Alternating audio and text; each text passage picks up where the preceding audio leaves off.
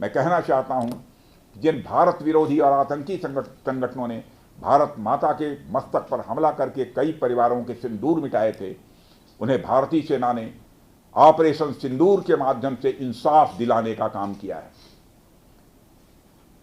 और इसके लिए आज सारा देश भारतीय सेनाओं का अभिनंदन कर रहा है। ऑपरेशन सिंदूर सिर्फ एक सैन्य कार्रवाई भर नहीं है, बल्कि भारत की राजनैतिक, सामाजिक और सामरिक इच्छा शक्ति का प्रतीक है। यह ऑपरेशन आतंकवाद के खिलाफ भारत की दृढ़ इच्छा शक्ति का और सैन्य शक्ति की क्षमता और संकल्प शक्ति का भी प्रदर्शन है। हमने दिखाया है, भारत आतंकवाद के खिलाफ जब भी कोई कार्रवाई करेगा तो आतंकवादियों और उनके आकाओं के लिए सरहद पार की जमीन भी सुरक्षित नहीं रहेगी। भारतीय सेनाओं ने ऑपरेशन सिंदूर को पाकिस्तान में मौजूद आतंकी ढांचा ढहाने के उद्देश्य से लॉन्च किया था।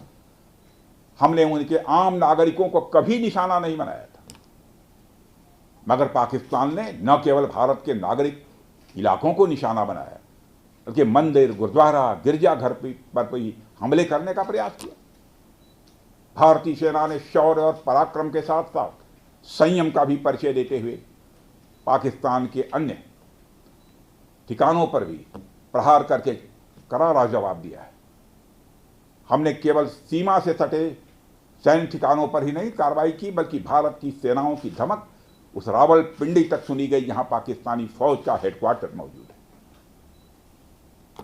मित्रों, भारत में आतंकवादी घटनाएं करने और कराने का क्या अंजाम होता है, यह पूरे विश्व ने उरी की घटना के बाद देखा, जब हमारी सेना ने पाकिस्तान में घुसकर सर्जिकल स्ट्राइक की।